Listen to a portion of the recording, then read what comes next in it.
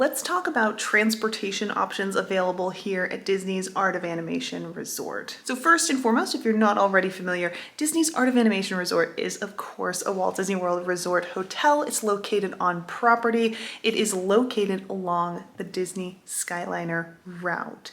And that in and of itself makes this a really desirable resort for a lot of people. After all, the Skyliner is an incredibly convenient form of transportation.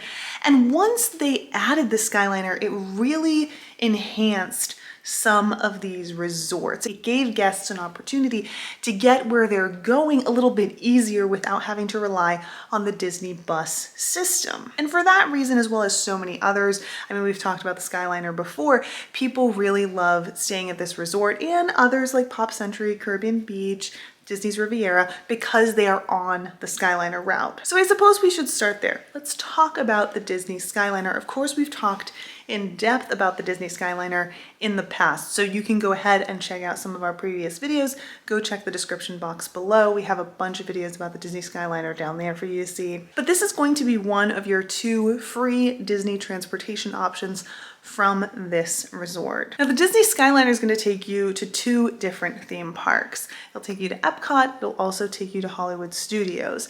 To get to those places though, you're going to have to first go to Disney's Caribbean Beach. So from Art of Animation, you're going to wander over to the Skyliner station. That's going to take you to Disney's Caribbean Beach, and from there you're going to hop in line for either Epcot or Hollywood Studios. It's really straightforward. There are plenty of cast members to help you along the way. We're not going to get into the details of how to make that trip today, but we have talked about it in the past and we will talk about it again. Now, for the most part, this trip is great. A lot of people, like I said, love the Skyliner because it is continuously moving, at least for the most part. It is easy to access even if you have mobility issues, maybe you're traveling with a wheelchair or an ECV, not a problem. And the same is true for strollers as well. Although if you have a double wide stroller, you will have to fold it in order to get on the Skyliner. But again, I don't want to get too into the weeds about riding the Skyliner. That said, it's really important to recognize that the Skyliner isn't going to be right for everyone. And this is something you really need to be aware of prior to committing to Disney's Art of Animation Resort or any other resort that is on the Skyliner route. And this is because, look, the Skyliner is up in the air. It is an enclosed cabin. That's not great for everyone, especially people who feel a little claustrophobic. And especially on windy days, it can rock and roll quite a bit. So if you're prone to motion sickness, it might not be right for you, or at least you need to prepare yourself accordingly for your trip if you're going to Hollywood Studios and Epcot. Now, I mentioned that this is really important to know, mainly because this is going to be your only form of transportation under normal circumstances to get to Epcot and or Hollywood Studios. I know there are a lot of people in the past who have said that this isn't necessarily the case, and no, it's not necessarily the case. If the Skyliner is down for maintenance or there's an issue and they have to stop it, they will run buses. But unless for some reason they're not running the Skyliner, they aren't going to be running buses to Epcot or Hollywood Studios. This was evident today when I went out to the bus stop and was just looking around. There are signs that say, please take the Skyliner, because they're just not running buses to these places because the Skyliner is available. Now, I just mentioned buses, and that's because that's your other form of Disney transportation, or your free Disney transportation from Disney's Art of Animation Resort.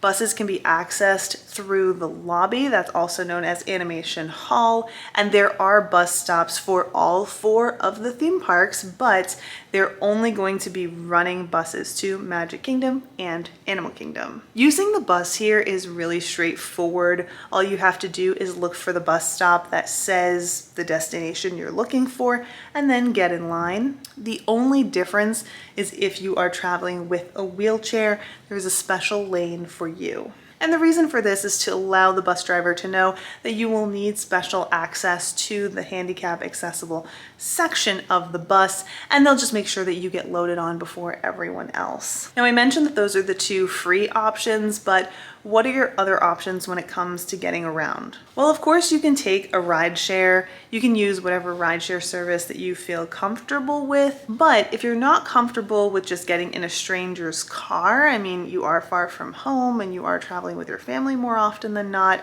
you do have the option to go through Lyft and hire a minivan. These are slightly more expensive, but they are operated by Disney cast members, and you do have access to more amenities. So for example, car seats.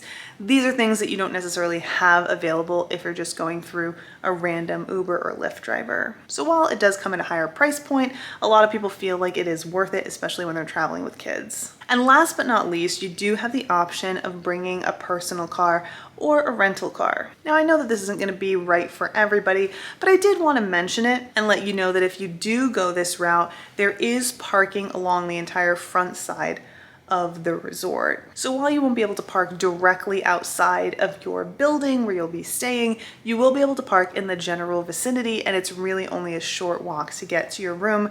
Of course, some places are a little bit farther than others, but it's really not that big a deal. Now, I will add that I don't really think that this is a great option in terms of bringing your own car so that you can get around the Walt Disney World Resort. Disney transportation is really great. I know that some people gripe about it, but in terms of driving around and finding parking and navigating the parking at places like Magic Kingdom and Hollywood Studios, especially now where the trams haven't arrived back at all the theme parks, it's just so much easier and so much less stress to take Disney transportation, but that's just my opinion.